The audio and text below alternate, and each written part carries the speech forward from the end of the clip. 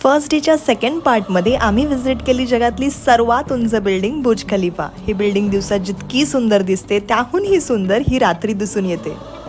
आमच्या तिकीट्सची booking already पॅकेजमध्ये included होती, पण तरी तुम्हाला इथे लाईनमध्ये उभे राहून एक विजिटिंग पास घ्यावा लागतो आतमध्ये एंटर करण्यासाठी।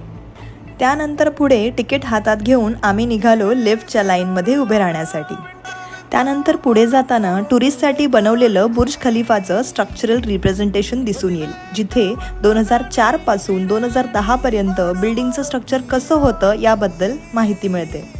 आम्ही सॅटर्डेला बुर्ज खलिफा विजिट केलं, त्यामुळे कदाचित बरीच मोठी लाईन होती।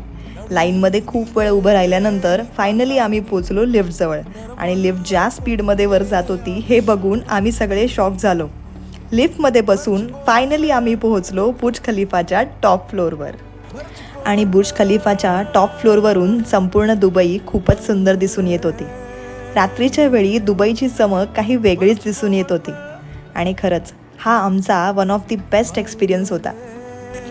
डोळे भरून दुबईच्या चकाकत्या बिल्डिंग्स बघून झाल्यानंतर आम्ही पुढे निघालो फाउंटन शो बघायला। हा शो दर अर्ध्या तासाने चालतो आणि 4 ते 5 मिनिटं हा शो चालतो, आणि दुबईचा हा युनिक फाउंटन शो बघितल्यानंतर संपतो इथे आमचा डे 1।